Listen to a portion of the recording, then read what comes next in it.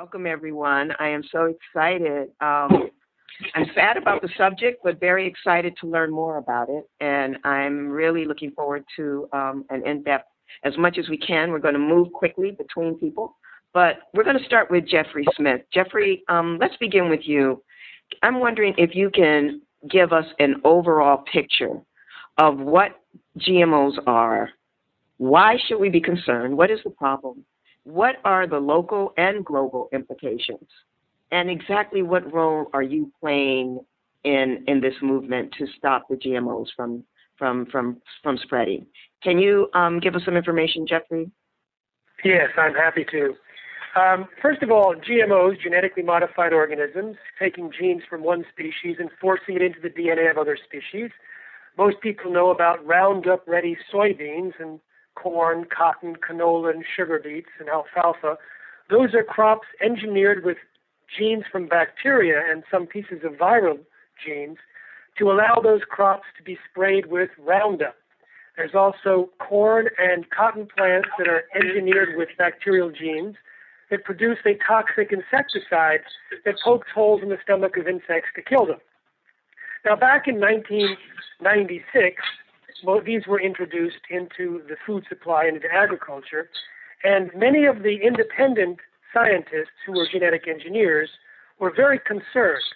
They knew intimately that the technology was not safe, was not predictable, and could lead to unpredicted side effects. I, in fact, learned about GMOs from one of these genetic engineers who was an award-winning genetic engineer and knew that we were about to expose the entire population to food that might have allergens or toxins or carcinogens, and there was no way to protect the people from these potential dangers, and that once these crops are released outdoors, the pollen can transfer, the seeds can move, and we've ended up contaminating the gene pool in a self-propagating way irreversibly. Now, the concern, however, was completely overridden by the politics and the economics. And this was most obvious at the FDA, where the scientists at the FDA repeatedly warned that GMOs were dangerous, that they could create these allergies, toxins, etc. But the person in charge of policy at the FDA was Monsanto's former attorney, Michael Taylor, later Monsanto's vice president and chief lobbyist, now back at the FDA as the U.S. food safety czar. And when he was in charge of policy for GMOs, the policy came out and falsely claimed that the agency wasn't aware of any information showing that GMOs were significantly different. This was actually the exact opposite of what was apparent to the scientists working at the agency. There, they knew the consensus was that GMOs were dangerous and needed to be tested. But based on this lie that there was no obvious difference, the FDA policy further went on to say no safety studies were needed, no labeling was needed.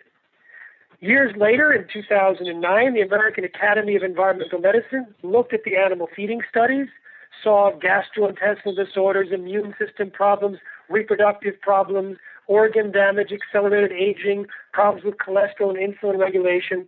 They said these are not casual relationships, these are causal, and that all doctors should prescribe non-GMO diets to all patients. Now, thousands of doctors are doing just that, and we're hearing from the healthcare professionals and the people themselves that when they get rid of GMOs, they're getting better from these same categories of diseases and disorders: gastrointestinal, immune, reproductive, organ damage, even mood and behavior. Now, when individuals get rid of GMOs because they're not labeled, they have to create a strategy by switching to organic or reducing processed foods. And that means that they're changing their diet in a radical way, and that means that there may be many reasons for the improved health. But when livestock are taken off of GM soy or corn and switched to non-GM soy or corn, there are no such cofactors, and we're seeing the same improvements in the cattle and in the pigs that the people are reporting and are also afflicting the lab animals. We're also seeing the same problems in pets. I've interviewed many veterinarians and pet owners that say that their pets were suffering from intractable diarrhea, inflammatory bowel, itching, skin disorders, and low energy. When they put them on a non-GMO diet, all those things changed. If these things are causal, then we should see changes in the statistics in the United States that correlate with the introduction and expansion of GMOs, and that's exactly what we're seeing.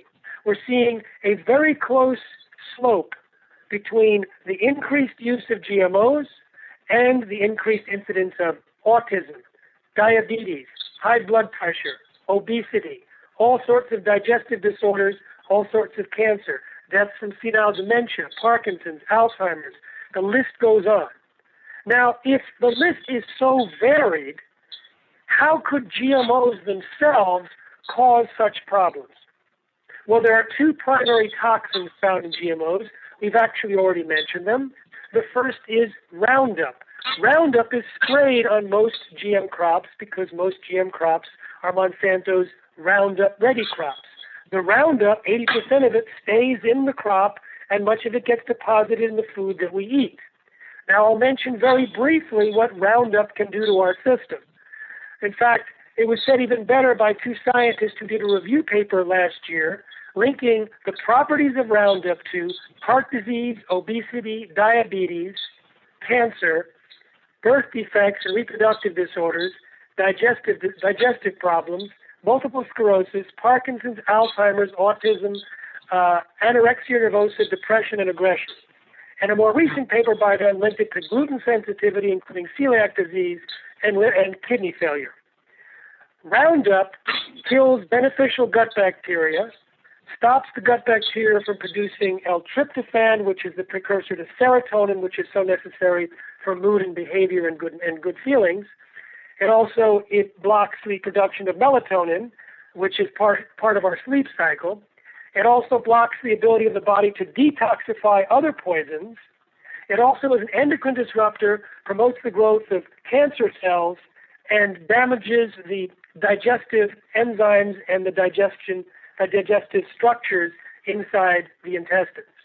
It also may promote leaky gut, which is holes in the gut, and leaky gut is linked to cancer, Alzheimer's, Parkinson's, inflammation, autoimmune disease, etc. So just this one chemical can explain so many of the symptoms that are improving in humans, pets, and animals, and are afflicting lab animals, said GMOs. Then we have the Bt toxin. Now, the Bt toxin is produced by corn and cotton plants, and it is designed to poke holes in the stomachs of insects to kill them. It's not supposed to have any impact on humans, but a 2012 study showed that it actually pokes holes in human cells.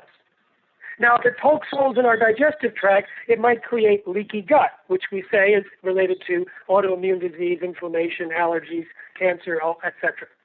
Now, in a study in Canada in 2013, they found Bt toxin in the blood of 93% of the pregnant women tested and 80% of their unborn fetuses. What does it mean to have Bt toxin in the blood? Well, a study on mice showed that Bt toxin in the blood was cytotoxic, damaging the red blood cells. Now, it gets into the unborn fetus as well. The unborn fetus does not have a blood-brain barrier. So, if you have a hole-poking toxin circulating in the blood of the unborn fetus, it might end up in the brain where it can poke holes in brain cells. Now, Bt toxin in the blood should wash out quickly. So why does 93% of the pregnant women tested in Canada have Bt toxin in their blood? It's not Mexico where they eat Bt corn every day, corn tortillas. Most of the corn that's eaten in Canada is highly refined and has no Bt toxin left in it, like corn syrup or corn oil. The authors of the study speculated that the source of the Bt toxin was actually the milk and meat of animals that do eat Bt corn every day, and that it was stored in their system and then exposed to us when we eat the animals or drink the milk. A more provocative explanation goes back to a 2004 study where they found that part of the gene inserted into Roundup Ready soybeans actually transferred into the DNA of the bacteria living inside our intestines. And it may have continued to function. What this means is that even after we stop eating GMOs, part of that GMO may have transferred and taken up residence inside our gut and continued to produce genetically engineered proteins. Now, They never tested to see if the same transfer happens with corn chips. They only tested soybeans.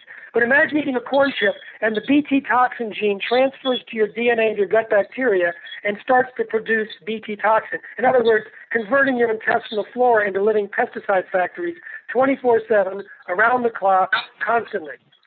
That might be a better explanation as to why 93% of the pregnant women tested in Canada had Bt toxin in their blood, because they're producing it inside their own guts. Now, these are very scary indeed theories, but if you look at the actual animal feeding studies, including one that was published yesterday, republished by Dr. Seralini, he fed Roundup-ready corn to rats for 2 years, and the rats ended up dying much earlier, 2 or 3 times as much compared to controls. They had multiple massive tumors, huge tumors, and damage to their liver, kidneys, and pituitary. And they fed them Roundup-ready corn that had been sprayed with Roundup. They also fed a group of rats just the Roundup-ready corn that had not been sprayed with Roundup, same problems. They fed another group of rats no Roundup-ready corn, just the Roundup, at levels that's considered safe in the human drinking supply, and the same problems came. We have incidences in Russia where more than half of the babies of mother rats fed genetically modified soy died within 3 weeks. We have hamsters by the 3rd generation, most were sterile, some had hair growing in their mouths. They also had a 4 or 5 times rate of infant mortality. Now, my purpose of giving you all these things is to basically elevate the status of GMOs beyond just another problem. They may be responsible for the deaths or diseases of millions upon millions of people. Moreover, once they're released, we have no technology to fully clean up the gene pool. The indigenous corn varieties in Mexico have already been contaminated by genetically engineered corn from the United States. But already, many of you are thinking, what do I need to do to get rid of GMOs? Well, you can go to nongmoshoppingguide.com or download the iPhone application Shop No GMO and learn how to avoid GMOs. But here's the good news. Unlike so many health and environmental problems, we can get rid of GMOs without having to change any laws. We talk about a tipping point. And this was exemplified in 1999 in Europe. A gag order was lifted on a scientist in February, which caused a firestorm of media. He had information about the health dangers of GMOs. Within 10 weeks, the tipping point in Europe was achieved, heralded by an announcement by Unilever that they were going to no longer use GM ingredients in Europe.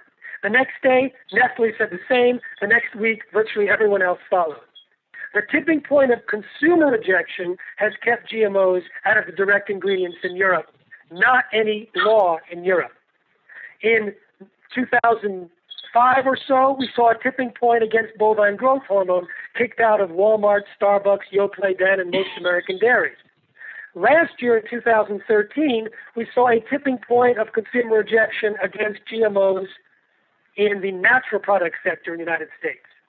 Whole Foods president said when a product becomes non-GMO project verified, it increased sales by 15 to 30%. Imagine running a product in the natural food space and hearing that if you're non-GMO project verified, you increase sales by 15 to 30%.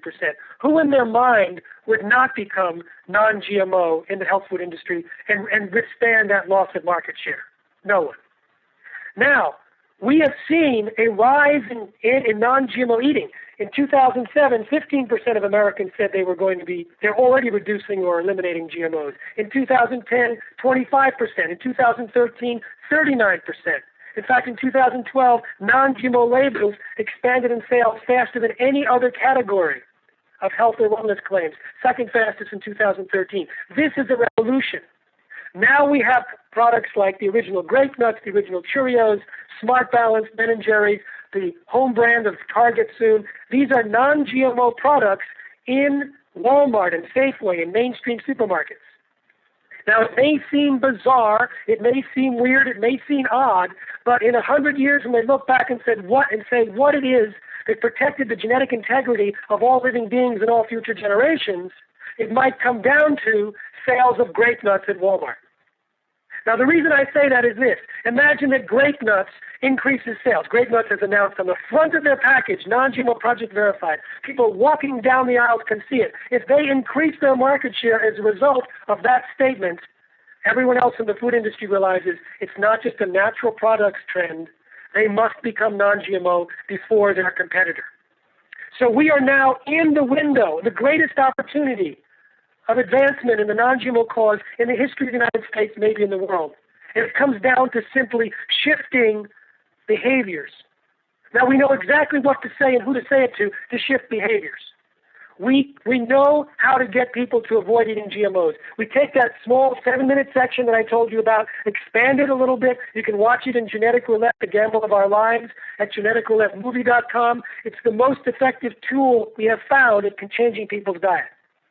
So how do we get the Walmart shopper, the Safeway shopper, to avoid eating GMOs? We don't go to the just average Joe. We go to the moms to protect their children. We go to the pet owners to protect their pets. We go to the sick people who are already looking for ways to get better because they have serious illnesses that we think are related to GMOs. We go to healthcare professionals. We go to religious people who think GMO means God move over. At the Institute for Responsible Technology, where I'm the executive director, we have a master plan to kick GMOs out of the food supply within 3 years, within the feed supply within 5 years. And we're doing this through tipping point technologies. In fact, we have played a critical role in creating the tipping points that have come recently. Now, the demand for non-GMO has sparked a demand for labeling. And so Vermont just passed a labeling bill that will go into effect in 2016 in July if the lawsuit against them doesn't thwart them and if the FDA doesn't come in and preempt it, saying states have no right to make that decision. So there are policies and laws that are going into place now in state levels that are also exemplifying the change in the thinking and the change in behavior. Now, if we get rid of GMOs in the United States, and in most countries, it's not all the countries that can be affected or protected by a tipping point phenomenon. There's one place in this country that would not necessarily be protected completely, even if GMOs are kicked out of the U.S. food supply, and that's Hawaii. Because Hawaii is ground zero for growing seeds that are sold around the world for the genetically engineered crops, and also for the experimental crops. So in other words, the new stuff that they're just now figuring out if it works or not. I was just in Hawaii last month for 2 weeks in Maui and Kauai, and I learned how the local population has been pummeled by the pesticides and herbicides that are sprayed on these seeds and experimental crops. And so for that particular region, a tipping point of consumer rejection, even taking it out of the food supply in the United States, may not fully protect that island and its environment, as they call the Aina, or its people. And so I have been so excited about the events happening in Hawaii, where people, as you'll hear tonight, have taken it upon themselves to create a citizens' initiative in both Kauai and Maui to turn things around, because the counties of those two, the county jurisdictions, are not stepping up. The state is not stepping up, and the country, the government, the federal government, is certainly not stepping up. And so there is an interesting dynamism here between market-based activism, where we can kick GMOs out of the food supply, and the need to create policy change. Now, the need to create policy change, I'm happy to say, to look around the world, there's some good policies that are happening.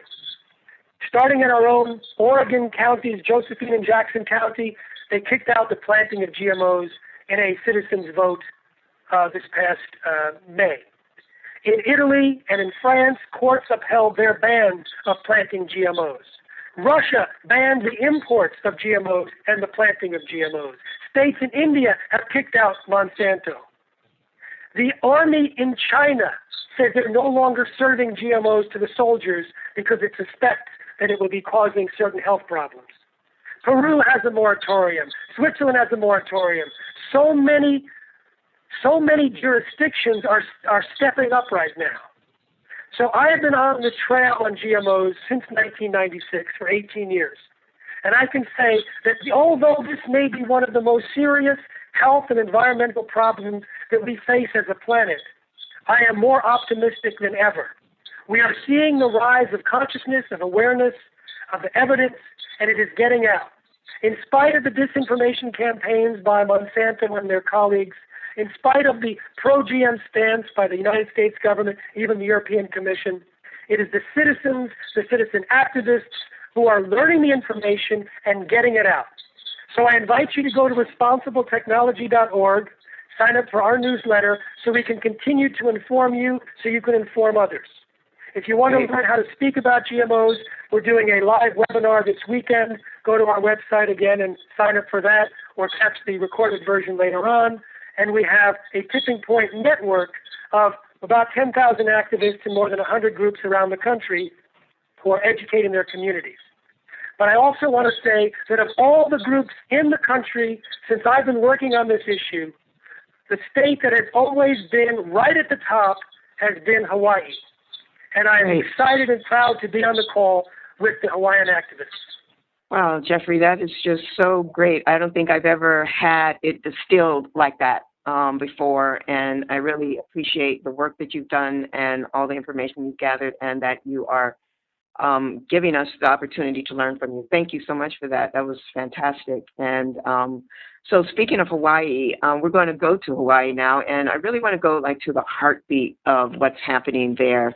And I'm thinking that our next speaker, I want to go to Alika, and I'd like for you, Alika, to give us some information as to the heart of this matter, like the Hawaiian perspective and how Hawaiians are meeting this issue.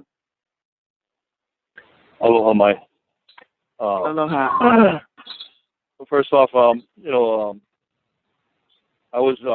received a phone call several months ago inviting me to join a group. And on this conference call, there were several other Hawaiian farmers that recommended for me to be a participant in this. And as the head organizers are trying to explain to me who or what the Shaka movement was, I listened to them, but as I listened to them, I realized that, I knew my answer, what my answer was going to be from very early on. And I looked at this as basically a responsibility, or what we in Hawaii say, kuleana. Everyone who is born and raised in Hawaii, whether you are Kanaka or just born in these islands, you're raised under a certain philosophy of life. And attached to that is this motto or this creed that we live by. Ua mau ke ea o ka aina I ka pono. And many of us have many, many different interpretations of what that means, because some had their explanation and interpretation by their tutus or their grandparents or their great-grandparents from their shared wisdom. Some have acquired their interpretation from their parents. Some have acquired their interpretation of this motto from their kumu or their teachers.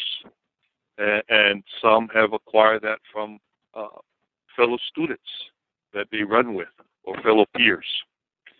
But regardless, the commonality of the understanding of ua mau ke ea o ka aina I ka pono really comes down to, do you know what is pono? Do you know what is the right way to live? And in that, you must always look at what are the effects and effects of any decision, any action, any conduct of behavior. If that decision or action is a negative or a negativity upon the children, upon the keiki. If it's a negativity upon the kupuna, or the elders. If it's a negativity onto the aina, the land, the soil, yeah, it affects the soil and all the life in it. If it affects the water, affects the ocean and the fish in there. If the decision also affects the air, changes the quality of the air, and also affects the animal life up there.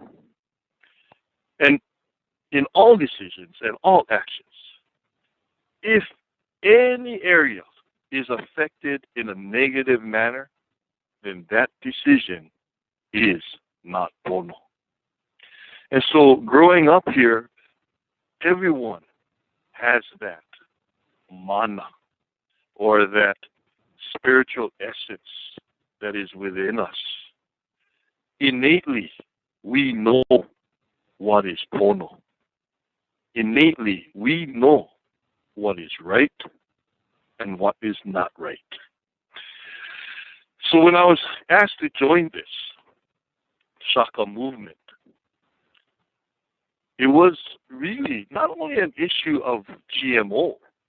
For me, it was the effects of genetic engineering, more in particular, the cocktail mixing of pesticides and chemicals, crossing over and mixing and matching different chemicals.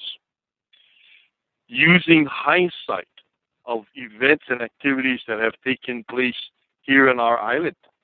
30, 40 years, an agrochemical company, a farm company sprayed DDT. 30, 40 years later, we still cannot say if our water is not tainted or is it safe. So here are my concerns are with this constant spraying. The weather here, 24/7, beautiful. In the mainland, they have winter. They have a fallowing period of laying the land. Over here, they spray our land every day. They kill our soil, taint our water potentially. So I have great concerns. And so it goes back to what is pono. And so if it's not safe, yeah, then the people should stand up and say, this is not safe. Prove to us that it is. So I want to go to Dustin. And Dustin, you have an overview for us of what's happening in Kauai and the legal issues that are taking place there. Can you give us a little bit around that, please? Yeah. Where could I start? We got four of the largest chemical corporations in the world using our island of Kauai for an experimental test site, basically. And, these are not farming facilities. These are research facilities. And, that's what we're dealing with. They're getting away with tax subsidies, paying taxes that are for local grown agricultural food when they're supposed to be having different kind of taxes. And basically they're poisoning our people and our land, our water. So we came up with a bill. We started having marches, and people started coming together and really learning what was going on the island, and just had a burst of consciousness on our island of the issues we were dealing with. And so a bill came about. It was called Bill 2491, and that gave us transparency to what chemicals these companies, these corporations are spraying next to our communities, our hospitals, our schools, our waterways. And it also gave us, buffer zones, which it didn't have really before, which, we've had incidents where, big numbers of kids in the school are dropping down, bloody noses and seizure-like symptoms, and that's because, there's a experimental test field 500 feet away or whatnot. So this bill also gives us environmental impact statement. so we can really see what the impact has been from these companies who have been experimenting on our island. So, we fought for this bill, and we had thousands and thousands of people standing up on our island. We marched with 4,000 to 6,000 people in Lihui, Kauai, which is, you just don't see stuff like that every day. And that's how big the fight is for the future of everything we love over here. And now we're in a position where these companies, BASF, Syngenta, DuPont Pioneer, and Dow, are suing our county. And, they're suing our county to override this bill from happening and blocking us from knowing what they're doing on our island and blocking us from knowing what damage has been done on our island already. So, I can honestly say we're in the fight of our lives here. And it's just a growing consciousness within the communities of what's going on and what we need to do. And, we're sick of complaining about the problems. And right now, we're focused on the solutions. So, the main thing is, bringing food farming back to our island and bringing the power back to the people. And, our mayor vetoed the bill. Our mayor vetoed Bill 2491, and it, put our island in a heavy position. We lost a lot of trust for our mayor and a lot of respect for him. And he sided with the chemical corporations over the people. Thousands and thousands and thousands of people marching for their kids and the future of our natural resources. And he vetoed the bill. So, the reason we're in a position where we're fighting our own government officials who we've elected and who us taxpayers have put in that position to make the best decisions for us. And they just aren't doing that. And with our mayor here on Kauai, his biggest supporters are the chemical corporations that are suing the county that he is the mayor of. So we're in a position of just, so feeling so disrespected and in a real time of we're at a pinnacle in life where we're going to go one way or the other. And, we're fighting for our lives to go the right way. Appreciate the work you're doing, and you are fighting for your life. You're not only fighting for your life, you're fighting for the lives of all of us, even on the mainland. So I want to keep moving. Thank you, Dustin, for adding what you've added and informing us about Kauai. Joe, you're on the island of Maui, and I'm wondering if you can describe what's happening there with Maui and Monsanto, and give us a little bit around the precautionary principle. I think that has to do with your goals. Can you join us now, Joe? Yes, certainly. Well, we have a unique situation in Hawaii that our Constitution, the Hawaii Constitution, is a little different than any other constitution in the United States. And the Hawaiian Constitution, Article 11, Sections 1 through 10, actually gives the environment rights, like a human would have rights. And it's called the Public Trust Doctrine.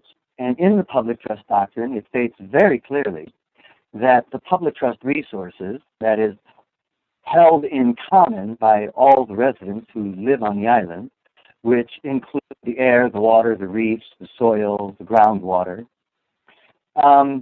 that they are to be protected and conserved for current and future generations. And so when we realized that it was in our Constitution that this is supposed to be happening, a whole group of us began really working to be advocates for the Constitution, advocates for the INA, because no one was advocating in this capacity. And so we began a process of investigation and looking into this. And in that process, began to write a law, and then realized that another thing that's very interesting about the Hawaiian State Constitution is that there are no provisions, there's no vehicle, no pathway to do a statewide citizens initiative, very similar to what California did with their labeling or Washington did with their labeling, where the whole state is voting on an initiative process. That vehicle or that process is not available to us in Hawaii. But what we do have is the ability to affect our county. And so Maui County includes the island of Maui, the island of Molokai, and the island of Lanai, those 3 islands. And that's our entire county, and we can affect change there. And so we submitted an ordinance. The people, Alika, who spoke earlier, is one of the 5 citizens, because an organization can't bring forth an initiative. It has to be bring forth. So there are 5 citizens: Alika Atai, Bonnie Marsh, Dr. Lauren Pang, Dr. Mark Sheehan, and, oh my goodness, come on, Joe. I've forgotten the 5th one. I know this is silly because I know all of those so personally. Wait, Lauren, Mark, Alika, Bonnie, and someone else. Leohu Ryder. Leohu Ryder. Excuse me. I am so sorry. I apologize, Leohu. I'm thinking ahead of myself and what I want to say, and bringing them in, I lost it. So anyway, those 5 citizens brought forth this citizens initiative. Now, in order to get it on the ballot, 8,500, approximately, it's like 8,470, 8,500 citizens had to agree that they would like to participate and see this on the November ballot to check it out. And so you'll be hearing from Heather in a little bit, who became our coordinator of that petitioning process. And in the end, over 19,000 citizens signed this petition, wanting to see. Now, we have the voter turnout in Hawaii, and certainly in Maui County, than anywhere else in the nation. Less than 25% of the people normally vote. So we have approximately 160,000 people who live here on the island, and just over 40,000 of them vote. And just half, is 21,000 of that 42. And so seeing that 19,000 are already on board, of which were not qualified because they were unable to verify their registration. But nonetheless, every day, thousands more people are joining this movement, and thousands more people are registering to vote. And essentially, it's a done deal. And the county council is really alarmed, I believe, and very concerned because this is an election year. And they know that almost half the amount of people who voted in the last election want to see this either passed by the county council immediately or given to the voters to pass. Right. Now, the pushback from the industry has already begun, the disinformation campaign, which we anticipated. And fortunately, we have a whole panel of scientists worldwide who are assisting us in this process. And so they analyze what they say. And I've been trying to come up with an analogy because it's so interesting.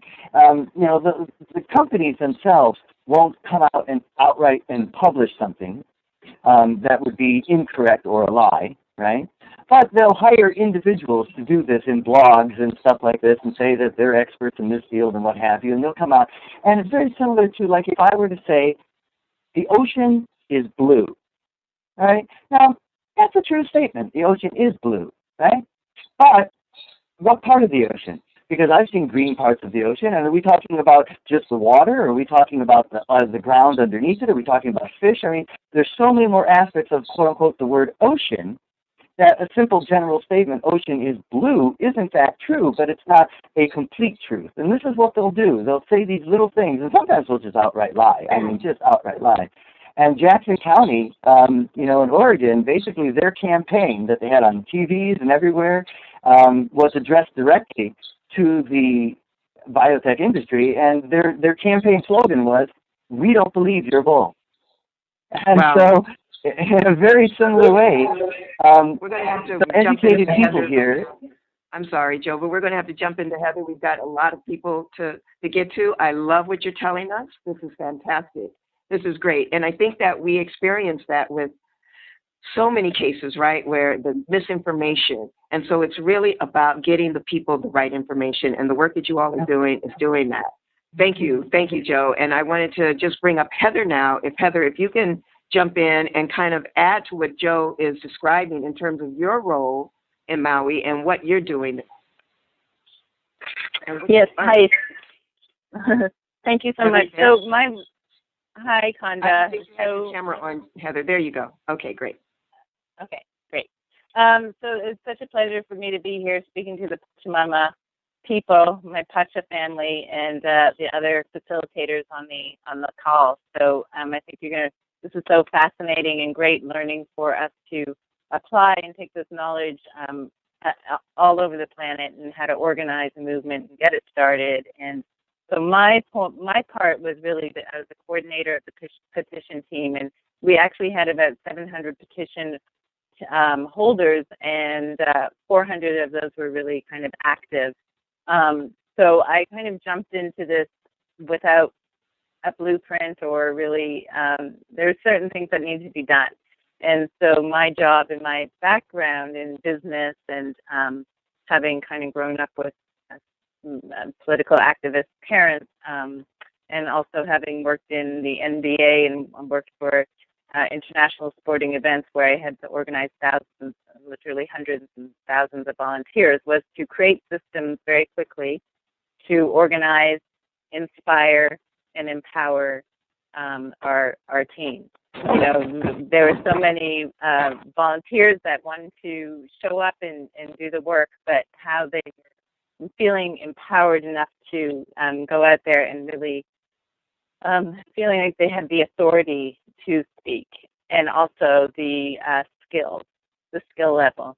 I implemented different systems, including Google Doc, using the whole Google infrastructure to create documents and forms to synthesize and organize and track everyone.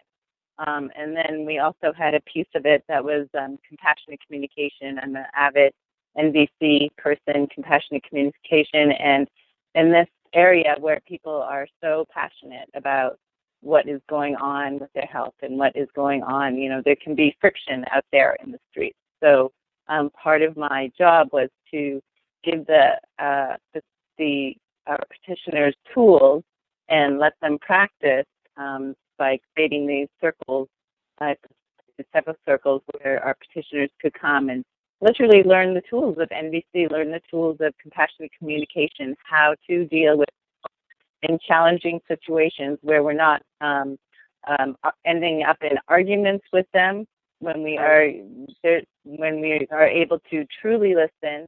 And because when we are able to truly listen and offer reflective listening, then if someone feels truly heard, then they're able to take in other information.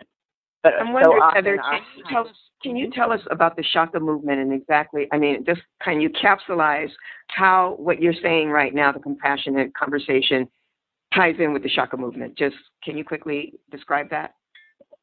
Sure, because you know we're up against people who don't know what GMOs are. So specifically, you know, people were very fearful of, oh, you're trying to take away people's jobs in agriculture. And so there was a lot of, in our community, a fear of, well, you guys are just, yeah, this is great, this GMO thing, but you're going to take away the jobs of my family and my friends, and then what are they going to do? So they weren't able to hear really the deeper points of why this is so important. So when you equip people with the skills of listening, with the skills of the compassionate communication, then it opens up the playing field. It opens up the dialogue. It just doesn't end up in an argument. So as opposed to going at it with fear and anger, I understand the Shaka movement is coming at it with this compassionate conversation tool. That's right, and then we say the aloha spirit. You know, the way of the aloha is the way of compassion, is the way of inclusion, is the way of the heart. So very good. It's a very important part of our of the Shaka movement. Thank you. And thank you so much, Heather, again, for all that you're doing there and really enlightening us on the methodology. And so I want to move to, we have so many people to speak to, so there's just, we're rushing through, unfortunately. There's so much, all of you could say so much more. Nomi, I'm really interested to hear from you. I know that you are on the island of Oahu and that you are kind of overseeing a lot of what's happening throughout the Hawaiian Islands. And can you tell us a little bit about your organizing flavor, which is a little bit different than kind of the Shaka movement, and with your Babes Against Biotech? Can you give us a little bit on that? Absolutely. Yeah, you know, sometimes it's kind of like I live between several islands because I go wherever the issue goes. And so our organization is called Babes Against Biotech, and we're probably have the largest following overall, just statewide, because we address things on all the islands, and we're focused on GMO and pesticide policy. So that can you put your mic up by your mouth, Nomi? We need to hear you a little bit better. Is that better? That's better. Thank you. Is that better? Okay. Yeah. Awesome. Sorry. So we're on pesticide and GMO policy at the county level, at the state level. We do track the federal stuff too, but really we are everywhere the issue is. So I love that the vice president of Monsanto calls me the thorn in his in his behind, because we go everywhere. We go to the city council meetings, to the state capitol. We go follow them to the water commission when they're trying to steal our water, 2.6 million gallons a day, and stop them. We go to the Chamber of Commerce meetings. We go to the Agribusiness Development Corporation meetings. We go to the Environmental Council meetings. And so it's really about, first of all, getting the youth involved, and something that's more current for my generation, I call the Dorito generation, and giving them, you know, something important that they need to fight for, and that's our future generations. And everyone, I feel like, are so disenchanted. They get so disenchanted with the government, and they feel like, it's corrupt, no worries. Just like Uncle Gary Hoosier, who introduced that Kauai bill, says, if you don't do politics, politics will do you. So we've kind of gotten a reputation for being a watchdog organization. Definitely have been assessing their campaign funds. I found over $520,000 of money from these chemical companies and lobbyists in the campaign funds of our current elected officials. No wonder we're GMO ground zero. We have more than 5,000 open-air experiments. Nowhere else in the world allows that on their people. And because we have the 3 to 4 growing seasons, we're getting sprayed 250 to 360 days a year. And it's absolutely unacceptable. There are places in Kauai that have 10 times the level of national average pesticides, 10 times the level of national average of birth defects. And I think if you explain the situation to someone, why is our Senate Chair of Consumer Protection having fundraisers thrown for her by the chemical company lobbyists, and our Senate Chair of Agriculture, you know, why are they awarding and appointing? Why is the governor and the Senate president appointing Monsanto lobbyists to help select water commissioners after we block them from stealing our water?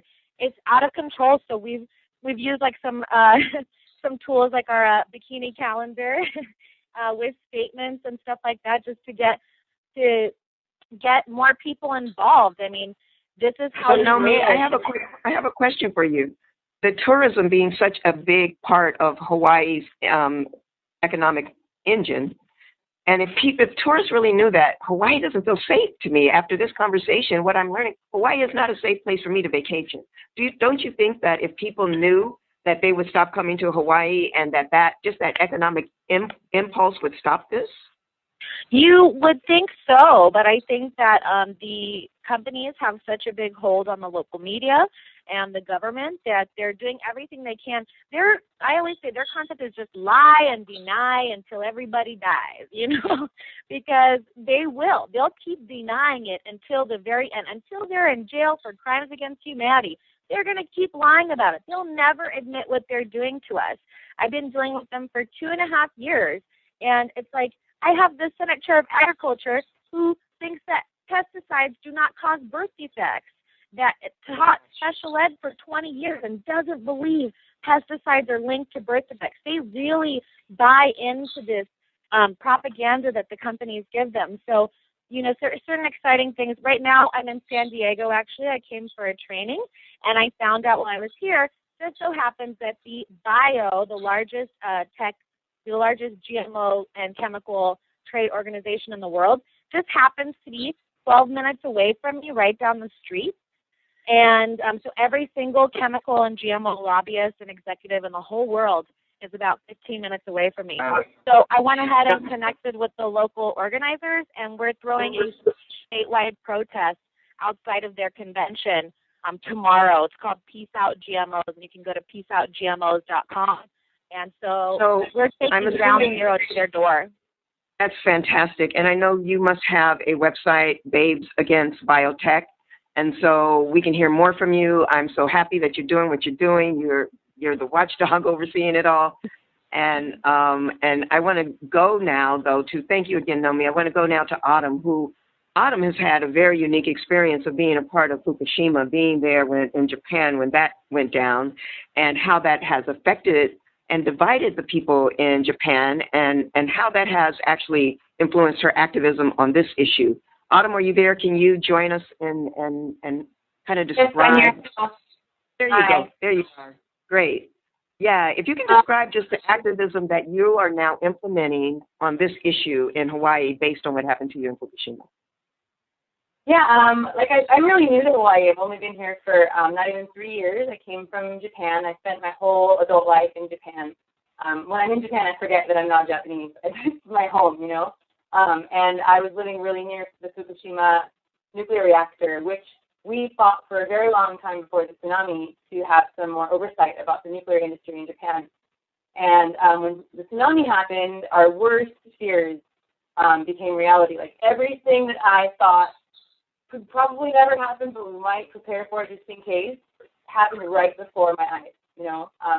And all the doomsday things that we feared, we were plasticking up our windows and listening to the radio about plumes coming from the power plant just down the road from our house. It was really a disaster.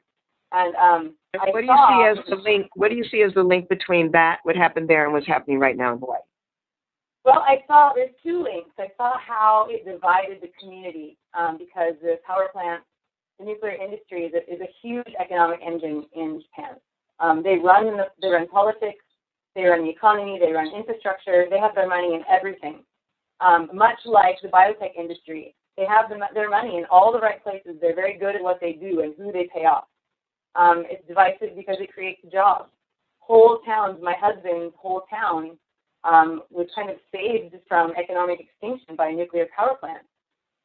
So it's really divisive between people who care about jobs and people who care about nature or health, you know. And also, I use the analogy a lot. It started in Japan for me, but I carried it over to Hawaii. It's like arm wrestling a 900-pound gorilla. No matter how much you know you're on the right side and how much wisdom you have and how much heart or mana you have, you don't stand a chance as one person against this huge muscle. You know, there's no chance of you winning. So I left Fukushima because I got pregnant and I didn't want to deal with that anymore. And I came. Hawaii was a very healing place. Maui kind of welcomed me in so many ways and allowed my husband and my new baby and I to kind of heal from all of these crazy things that happened to us. And then I realized that we were living downwind from one of Monsanto's huge testing facilities. The similarities are astounding from beginning to end of how these corporations operate. So I kind of jumped in, and when Shaka came out with this petition drive to get it on the ballot, so finally the citizens would have some muscle, I got behind it. And in the beginning, it seemed like kind of an impossible task, you know, getting all these signatures of registered voters in such a short time. But I just jumped in, and it wasn't just me. There were so many. There were, about 300 people with petitions out in the community talking to people, and it happened one at a time. You know, each signature takes minutes and minutes and minutes of a conversation. Right. Get someone to put their name on a paper. They want to know what you're talking about, what the issue is. So it's tedious work. It's long, tedious work. But one at a time, numbers started gathering, people's names started gathering. And I really, as this process went on, instead of feeling like this one person who was sitting across the table from this huge strong gorilla, I started to feel empowered. Actually, the more difficult this task became, the stronger I felt, because I had talked to so many people who asked me, like, wow, do you think this is going to work? Like, is this really a way we can get these guys off our island? And you can see people light up, and start to jump on it. So I want people to be really clear that this is not easy. This is not an easy task. It's a lot of time, a lot of dedication. I'm an avid surfer. I haven't surfed very much at all in the last couple of months. And I also heard that you got an award of some sort. What was that, or a reward? Oh, yeah, I was just about to are you talking about the donor that helps support the petitioners? Or, oh, you mean, okay, yeah, there's a couple of things I want to talk about. For the work that you're doing. I want to make no mistake that we are volunteers, but we are working against paid people of these multi-billion-dollar corporations that are working against us to stay on this island full-time. So we took time off work. I got babysitters. It was a big, huge community effort to try and get these petitions signed.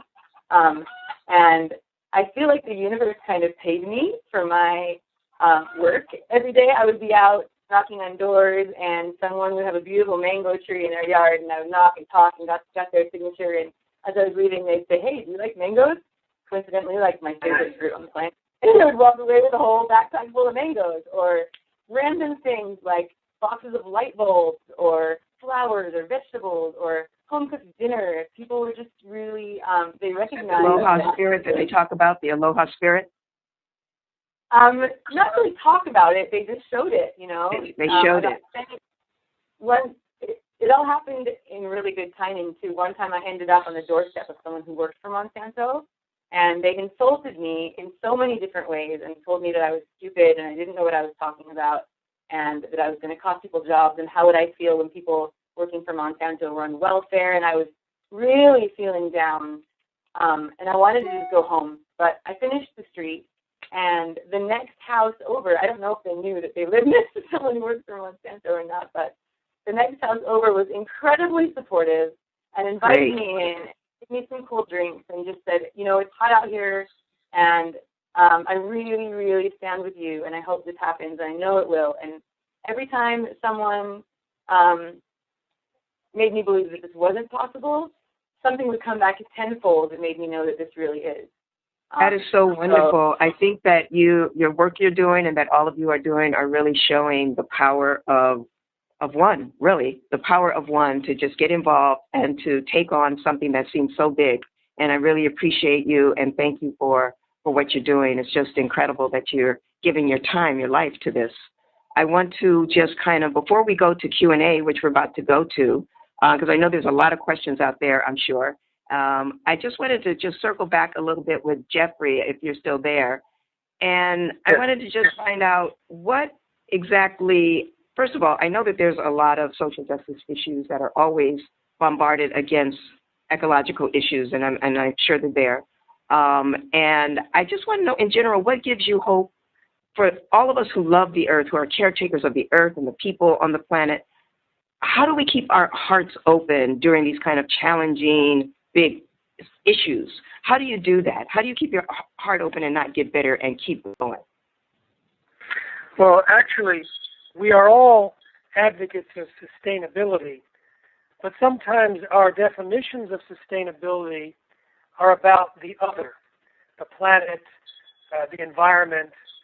But if we're going to be sustainable in our work, then every step of our work should support our heart. And so, first of all, it's a requirement for sustainability that we don't crush our hearts and fall into bitterness and fall into resentment. Now, there's a lot of energy out there. We talked about social justice issues. I mean, 250,000 farmers in India have committed suicide after planting Monsanto's BT cotton and finding they couldn't even pay back the high-interest loans that they took out in order to support what they thought was going to be a get-rich-quick scheme by the lies of Monsanto. I mean, these are devastating numbers. The people, if you're in Kauai, the amount of people who are sick is simply devastating. Now, that information comes in and can create fear, it can create sadness, and it can create anger. But I suggest that people choose how they digest that information and then use that as energy to convert the feeling of victim to victor. To realize we're here to establish the goals in life that we see as our vision. And in that goal, it's not a lot of angry people. It's not a lot of fearful people. It's community. It's support. And so what I like to suggest is that we find as activists a way to support each other in community with these higher emotions as a way to not only create sustainability in our lives, but to also walk the talk of what we want to create. And if we get fed with information that's very intense, we figure out a way to digest it, convert it, and turn it into empowerment. And that, I think, is a goal that everyone on this call, whether they're working on the GMO issue or global warming or anything, is a challenge and is something that we need to succeed in, because we are establishing the tone, the heart, and the life of this world in our activism. Thank you. Thank you. Thank you for that. And I think at this time we're going to just go to our Q&A. So I'm sure there's a lot of questions out there. I'm going to ask for you, if you have a question, to be as succinct as you can and to raise your hand, as Leah showed you, I think, earlier, how to raise your hand with this technology. And again, if you can't raise your hand, or you also have the option to post your question in the comment box. So there's a comment box where you can post your questions. So we're going to do that now. And Leah, if you can let us know if there are questions, that would be great. Yeah, we do. Our first question is directed to Jeffrey from Debbie Fishwell and Fischel. And she says, how can we get rid of potentially contaminated gut bacteria in our body? And just so you know, our next question is going to come from Guy Barnes. Okay, it's a very common question because it's a very daunting concept that we're changing our inner bacteria. There hasn't been enough research to know for sure how much, if any, colonization of gut bacteria goes on. We know that Roundup kills the beneficial gut bacteria and can cause an overpopulation of negative gut bacteria, which can be very bad for health in many ways. The good news is that people report getting better quickly and dramatically when they switch to non-GMO diets. And so without having measurements inside the gut to know what's happened here and there, the impacts that I hear are simply astounding. Sometimes in a matter of days or weeks, long-standing problems have disappeared. Now, gut bacteria has become a focus of a lot of practitioners. It's very mainstream right now, and a lot of people are treating it with a variety of modalities. I can't say what specifically works against GMOs because the research isn't there, but I can say that people are definitely getting better simply by switching off of GMOs. One last thing. Roundup is not just sprayed on Roundup-ready crops. It's now sprayed as a ripening agent on wheat, on barley, on lentils, on sweet potatoes, more than 100 varieties of crops. And so the best way to protect ourselves, including our gut bacteria, is not just to avoid GMOs, but because of the use of Roundup as a ripening agent, to go organic. And we know from research that when you go organic for just 2 weeks, you can eliminate literally dozens or more than 100 chemicals from our body in just 2 weeks. That's fantastic. That's really, really good to know. Leah, do we have another question? We're going to take a question from Guy. Guy, where are you calling from? Bunny, Oregon. Great. And one of the presenters said that there was a lot of ads and things on television, radio about Jackson or the counties in Oregon that have overcome the GMO thing. We did not hear anything up here in Albany, which is closer to Portland. However, this last summer, our illustrious, quote-unquote illustrious, government passed a State Senate Bill 863 that makes legislative finding and declaration that regulation of agricultural seed, flower seed, nursery seed, vegetable seed, and products of agricultural seed, flower seed, nursery and seed, and vegetable seed be reserved to the state. In other words, they're taking away the autonomy of each county to decide what kind of seed they're going to buy, plant, and harvest. So the entire state, except for those 2 counties, are covered by this. Now, did you have a question in there, or are you just wanted to? It was just a statement. Great. Well, that's good. I'm sorry. Go ahead. Okay. How can we fight the state government? It was not put on the ballot. It was not up for a public vote. It was just decided in the state houses. So the question is, how do you put it on the ballot? No. We need help fighting the state to keep Monsanto out of here. We already have. I'm sorry. I think go ahead. that what I would do, Guy, is I go back to some of the conversations that we've had here and the websites, particularly. I think the websites, Babes Against Biotech. I think maybe you should reach out and get in touch with Nomi and see if there's anything that she can help you do around that. That would be my suggestion. And because she has some really good answers for you, I think, there. So Babes Against Biotech. Okay, thank you. You're welcome. Do we have another question? We do, and you can also find Babes Against Biotech on Facebook. And we will send an email out to everyone who's been on this call today with links to everyone's site. Our next question is from, I hope I pronounced this right, Twani and Lo Jarl. Okay. Can you hear us? We can hear you. Where are you calling from? We call it from Sweden. From Sweden. Great. I have to inform you. I'm sorry to inform you that the GM situation is not all that great, unfortunately. Can you speak up a little bit? Can you get closer to your mic? Well, this is as close as I can get. Okay, that's better. Is that fine? Yeah, okay. Better. Thank you. I might want to... Just a second. So we have another minute. Because I had a... Is it better? Yeah. Do you hear me? Yeah.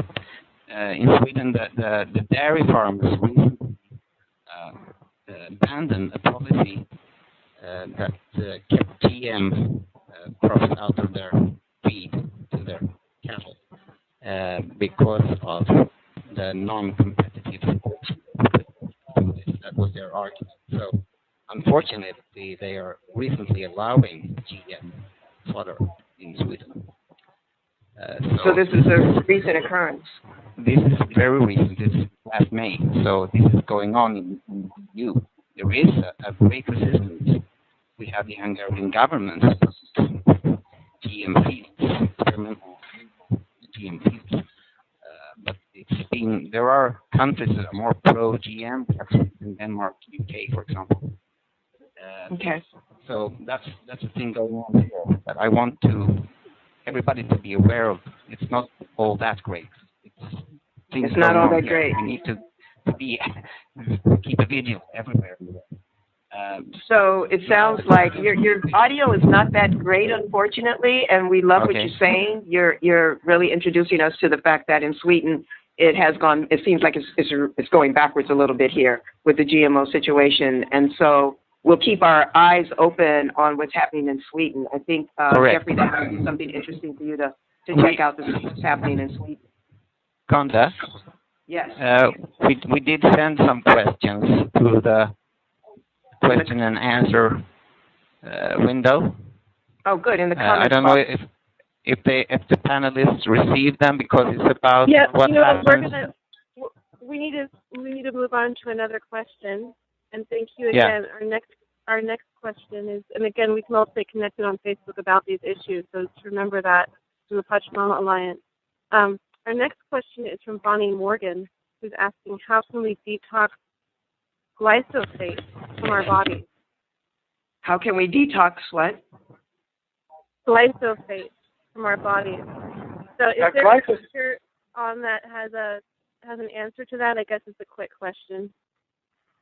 Glyphosate is the active ingredient in Roundup, and it's not clear what specific steps can be taken to clear glyphosate from the body, but without taking it in, the body has detox mechanisms of its own. And so the key thing is to try and buy organic as much as possible, because so many things are sprayed with glyphosate-based herbicide, which is Roundup. I don't know of any specific detox protocol for glyphosate. We are now hunting out answers to these type of questions in terms of curatives for those that have been exposed to GMOs and Roundup. And as we get to them, we will post them on our newsletter at responsibletechnology.org. Jeffrey, can you again just give us your website and so that people can stay in touch? Sure. The main website is responsibletechnology.org, and to help you avoid GMOs, go to nongmoshoppingguide.com or download the free iPhone app Shop No GMO. Shop No GMO. I will do that as soon as I get off the phone with my little trusty iPhone. So we're going to have to wrap this Q&A right now. Unfortunately, there's so many questions, I'm sure. I mean, this just bubbles up. It's such an important topic. It has everything to do with our lives, every one of us on the planet. And so I'm just really grateful that we've had this hour and a half has gone by so quickly. And yet there's still a lot of information was given, and there's a lot still to be learned. So I'm going to take a chance and see if we can move really, really quickly. I'm going to ask each one of our guests, each one of you, to take 30 seconds each, and please tell us, what can we do as a regular citizen of the world? What can we do to help? What can we do to help? If you can each take just 30 seconds to answer that question. And we can begin with, let's start with, how about Dustin? 30 seconds. What can we do as a regular citizen to help? Okay. We can go to Dustin, are you there? All right. How about you, Autumn? I see you I can see you right now. Autumn, can you give us 30 seconds of what we can do? Yeah, one thing is stop buying anything with GMO products in it for you and your family and your friends. Friends don't let friends eat GMO products. And stay informed. Know where your politicians are taking money from and vote them out. And be really straight about it. And tell your friends why you're voting them out. Very good. Thank you. And Dustin, I think you tried to come through. Yeah, I'm trying to. Can you hear me? Yeah, we can hear you fine. What can a regular citizen do to help? I think everybody out there can, think global and act local. It's the best thing I could tell you. We're all in this fight together, and we might be ground zero, but what's going on over here is affecting the whole world. And it's hard to save the world, but unite as one globally, and be on the same page and act locally. And unity is the solution to our problems. Unity. I love that. Alika, do you have something to add to that? You have 30 seconds to tell us what we can do. Just piggybacking on that global to local, my request is everyone around the world, if you know anyone who resides in Maui or Maui County, to get in touch with them. We just got onto the ballot, but we have not won the war yet. And so to win it, we need all of the Maui citizens to vote yes for this moratorium so that we can make that into law. So globally, from around the world, if you have network to relatives or friends to the island of Maui or the county of Maui, which also includes the island of Molokai and Lanai, encourage them to vote yes for this moratorium. That's really good. I actually have folks on that island, and I'll do just that. Thank you for that. What about you, Joe? Do you have 30 seconds on what we could do to help? Yeah, absolutely. I would recommend two things. First is in this aloha spirit, the way we can distill that down is when you're speaking with others, remember that people don't care how much you know until they know how much you care. And it is through that heart connection that you are truly concerned for their well-being and their children that then the conversation can begin. The other thing is educate yourself as much as you can. Come to shakamovement.org or go to Jeffries, responsibletechnology.org. Watch Seeds of Death. Start reading some books. Excuse me. Seeds of Death is another documentary. I apologize for that. Seeds of Deception or Genetic Roulette. And really begin to get the overview, really begin to understand the best that you can. And it is through that educational process that the fear subsides, and then you actually have the fuel that you can begin to feed people to really understand what it is they can do. Thank you. Thank you. Heather, do you have 30 seconds? What can we do to help? Encourage everyone to actually, hop on and join us on Facebook at Shaka Movement. And Babes Against Biotech, and stay informed, stay with us. We're a global team. The Shaka Movement right now is about to embark on a huge crowdfunding campaign and recognize that what we're doing here impacts the world. So please, you're part of our team. We would love for your support. We'd love for you to help be part of our street team or global street team by blogging and posting to social media and talking to your friends. And don't give up this conversation. We need to continue it as much as possible. And so please stay connected. Thank you. Great. And Nomi, is there Yes, can you hear me? Yeah, we hear you fine. Okay, perfect. So you got to vote with your dollars. You vote every single meal that you have. You've got to volunteer with your local organizations. I can't tell you how bogged down I am. I need one of everything.